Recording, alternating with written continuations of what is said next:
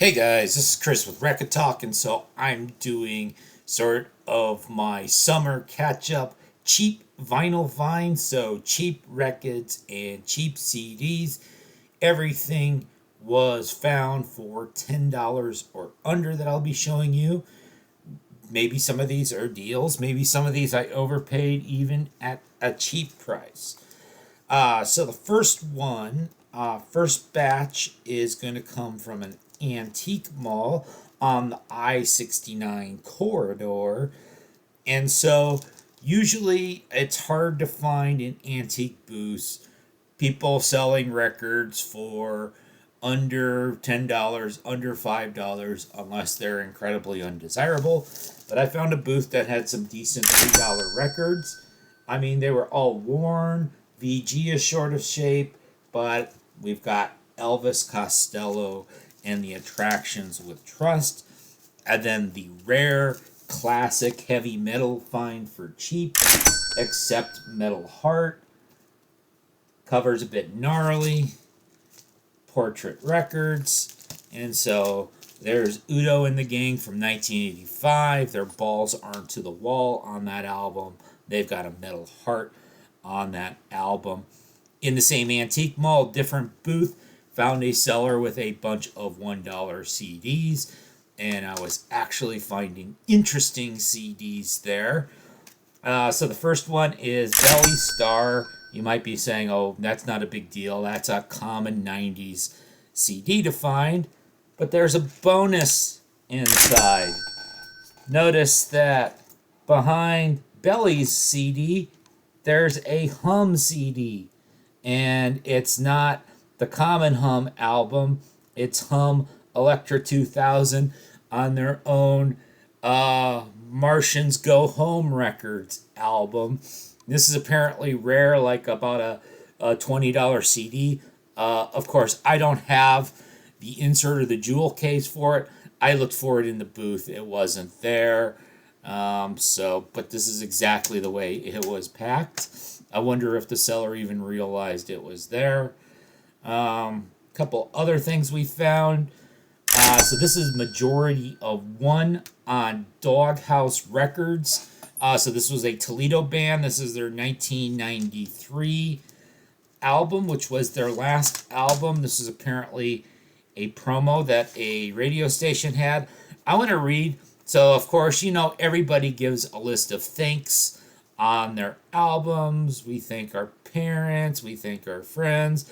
They have that, but they also have a special no thanks. So I want to read about some of their, I guess they were a little bit bitter about some people.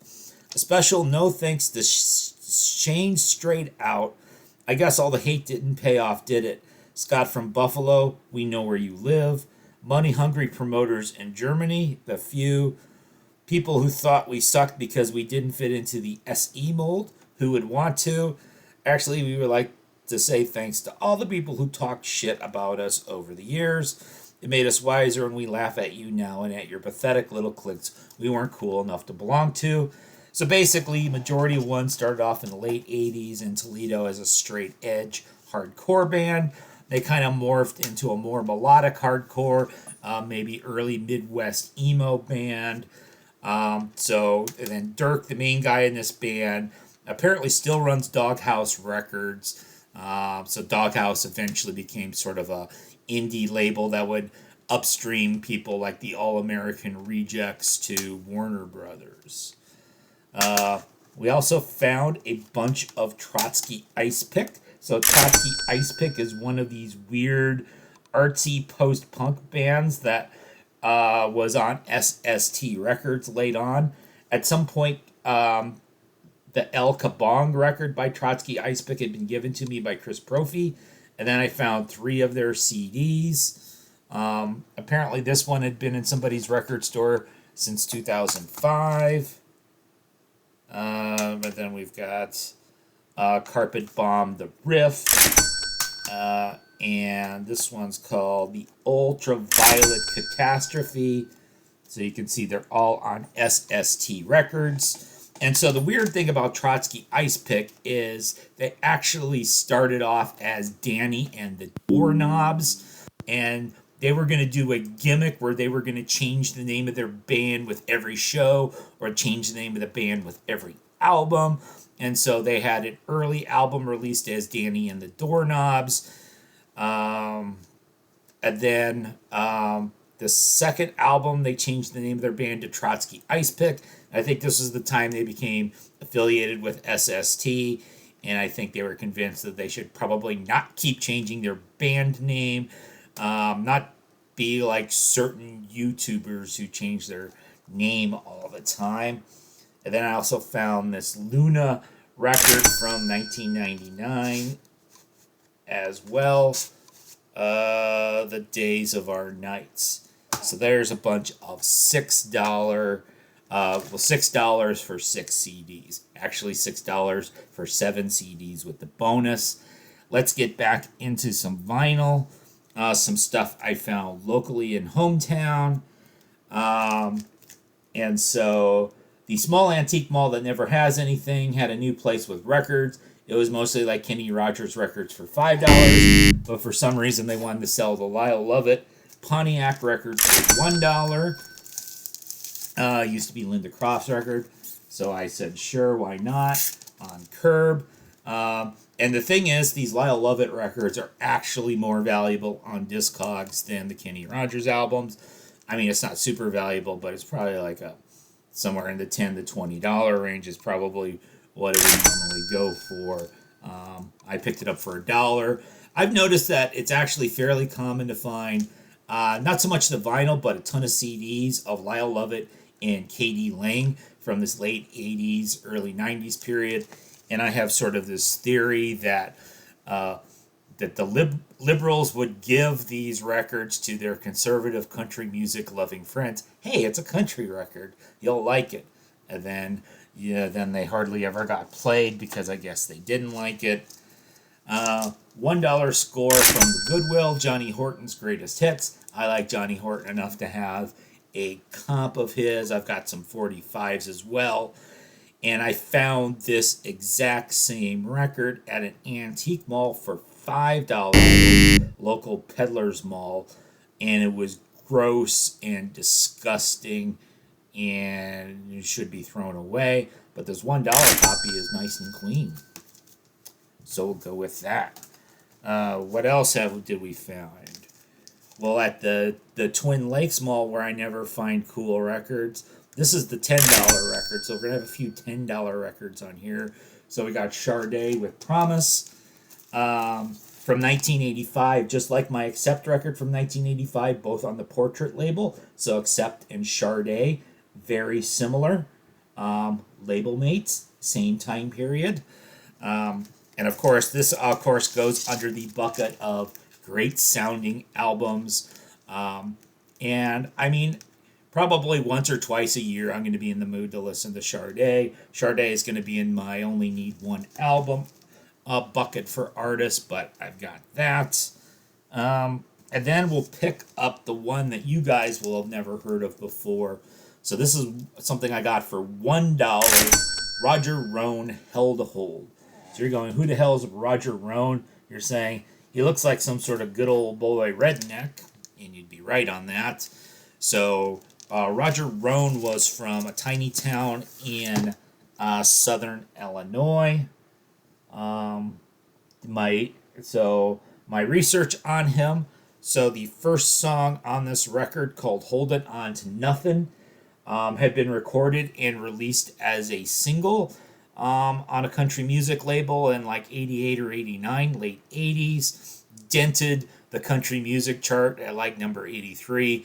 The company decided not to do any more with him. And so the rest of the album he ended up self-releasing on this LDR Records, based in a tiny town in southern Illinois called Aiken, Illinois. And the research, he passed away in 2020 in his early 60s. And it seems like he was basically just kind of a blue-collar guy. I probably was like playing music on the weekends, but never became a star. And so this was at the antique mall in a nearby town where you have to walk up the creaky stairs to get to the weird used record booth. And I think I've actually flipped by this before. Something told me to look this up on Discogs, and this is most of your unknown country records are basically worth nothing. This one is sold for $80 on Discogs. Somebody has it on sale right now for $50. I've listened to it. It's kind of your neo-traditionalist. Sounds a bit like Randy Travis. I don't think he has as distinctive of a voice. There's probably a reason why. It's perfectly competent, but he didn't have a wasn't going to become a star. But it's not terrible by any means, and was certainly not slick. This guy was certainly not going to be the next Garth Brooks.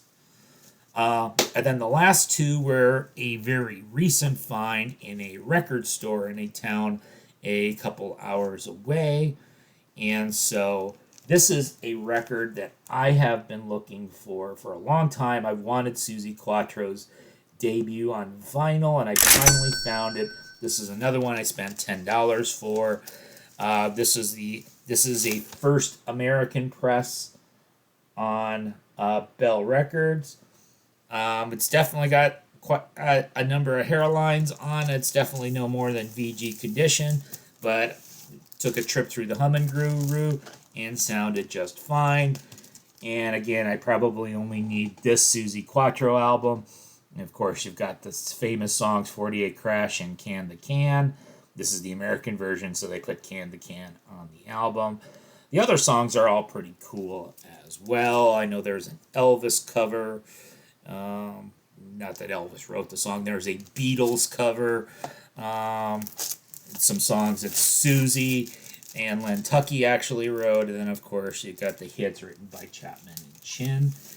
And again, it's got kind of the textured cover. It is the original first U.S. pressing. And then last thing I'll show you is J.D. Wilkes, Colonel J.D. Wilkes with Fire Dream. So I've talked about the Colonel before.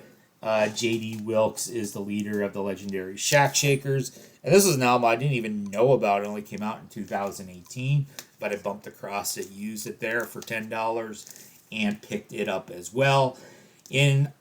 At first I was wondering, well, why is he releasing something as a solo record? Because basically the legendary Shack Shakers are J.D. Wilkes and whoever he's working with at the time. But this really sounds a bit different. This is more folky.